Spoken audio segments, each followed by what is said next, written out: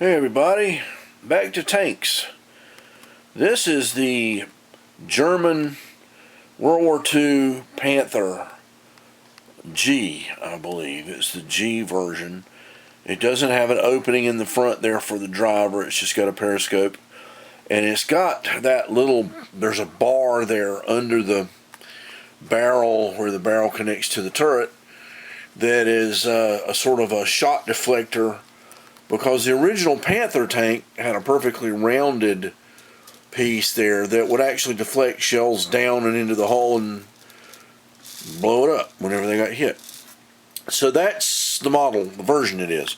What this particular model is, it's a 21st century 1/16th scale. A lot of people think it's 18th, but it's not. It's slightly larger. It's a 1/16th scale Panther. And the reason I know it's a 16th scale is I've got the Tiger 1 in this series, and there's going to be a video on that.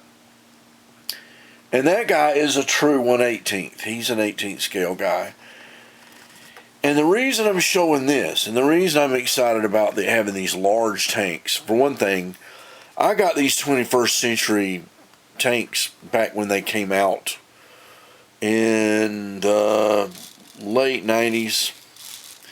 I lived in Jacksonville, Florida. I was a member of a model building club. We were into military vehicles. I had all kind of cool stuff like that. I had a big Stuka that was in scale with this that I no longer have. But I kept the Panther tank and I kept the Tiger 1. And I was always angry because my favorite tank of World War II, my favorite tank of all time, is the King Tiger, the second Tiger version that came out in the war, very late in the war. And I've recently found a way to get one. These two models are they're not really models. They're glorified toys, really. I'm going to call it a model because the accuracy is so nice on it, and it has so many cool things. Like look at this: the machine gun pivots. Of course, the barrel turns and the gun elevates, and you know all this. It's got opening hatches, hatches open and close on it. It has removable gear that you can repaint and touch up. But it is a glorified toy, so it would be wrong to call this a model because I didn't put it together. I repainted it. I kept the airbrushed paint tone because I don't have an airbrush. And to be honest with you, I thought of repainting it yellow and then doing some other stuff. And I says, dang, that's a pretty nice paint job. I'll just dirty it up because it was very, very clean.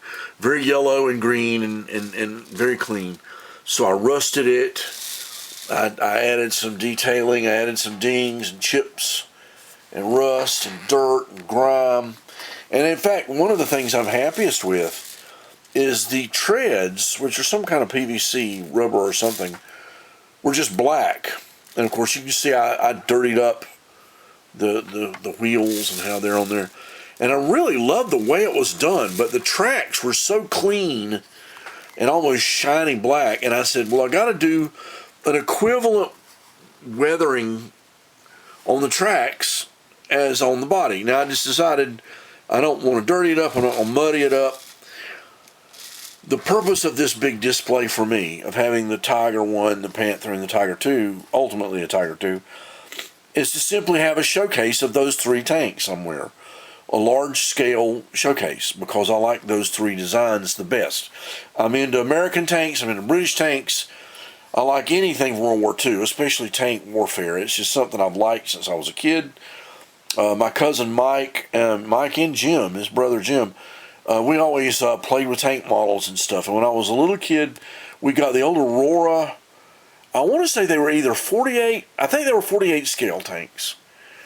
And I had Panthers and Tigers and all that. And they were a bit of a mystery to me when I was a kid. And Monogram, or one of those companies, came out with 32 scale Panzer 4. and the Whirlwind anti-aircraft tank and things like that. And I got all those tank models as a kid, but I never had these. I never had Panthers and Tigers, and they eluded me except for small scale, and they were very toy-like. So I'm going to get back to my tread comment here. I've got one now that's so big that instead of just painting washes on it and dirtying it and doing what I did when I did the little models, now I can get in there and selectively paint tread links, and and like, you see how the metal's worn on the front of the tread there where it touches the ground, which is the road or whatever. That's done with my silver leafing pen, my Molotov chrome pen, and then sprayed. And what I did first was I washed rust colors and brown. I mixed a black, brown, and rust base color. Came back in with rust. You can see I painted where some pins or something had rust. It was just so fun because I can make the treads look better. I can make them look more real. Like these extras on the side are rusted to different degrees and real looking. Things like that. This large scale is now, for my old man eyes, it's something I can see. So I'm having a lot of fun with it. There are 1/16 scale Panther, Tiger, and other models out there, and I plan to get some. Andy's Hobby Headquarters, a site here on YouTube I look at regularly. They're in conjunction with, I think, DOS Works, or one of these companies now that's making big 1/16 scale models that look awesome, and with individual track links you put together and everything. And I'm starting to drool over that, so I may yet get a Panther and a Tiger 1. But I've got one coming.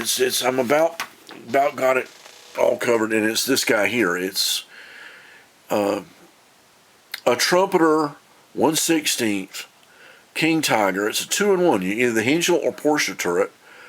I bought it thinking I was going to get the Porsche turret version. And the more research I've done, the more I've considered, the Hengel was the standard production turret. And by the way, those of you that know the difference in the real stuff, all these turrets are made by Krupp. Porsche designed a tank that the turret came on. They didn't build the tank. They built 50 turrets. They put them on the Hengel designed body, and that's the Porsche turret tank. The Hengel turret tank, the Hengel turret was designed for this tank. And that's a pull. Plus, it had an upgraded 88 gun, and it had better armor on the turret. So I'm really beginning to think I'm going to make a Hengel. Plus, they're bloody big. And when I have this guy here, see, I've got him, to have that great big old Hengel Tiger next to it, just eating shelf, is really a cool notion. So what I'm doing is I'm warming up for my Tiger 2 build. And this is a toy that I'm having fun weathering. But when I get that Trumpeter model, it's going to be its own, its own gate to hell, and its own set of details for me, because I don't do that kind of detail work. There are videos on here showing the Trumpeter build, phenomenal stuff. So it's a grail for me. I've had grails lately on here. This Panther is a sort of a grail. The Tiger 1, which I will show in a later video, is a grail. I haven't finished the Tiger 1 repaint. But all I want to say is this one is, I'm going to keep it this pattern and this color scheme. I love the color scheme. Right now my Tiger 1 is simply gray. It was an earlier tank, earlier Panzer that came out. And my King Tiger, when I get to it, will be a Snow Tiger. Like that. So I'll have 3 different theaters of war, 3 different color schemes on 3 different tanks, or 3 different German cats, the big ones, and I will be a very happy man, and I will have a 6-foot long shelf somewhere with these guys lined up. So in the meantime, here's Panther, 21st century, released in the late 90s as a toy, being treated as a model, trying to paint it up, dirty it up, ding it up, make it look better. Hope you like it. If you like, hit like, subscribe if you haven't. Comments welcome. I always welcome comments about anything, especially while I'm trying to learn how to weather tanks. especially before this King Tiger that's coming. So, hope you like. I'll see you guys next video, and I don't know whether it'll be the Tiger, but I'll have something else cooking. So have fun, and we'll see y'all next time.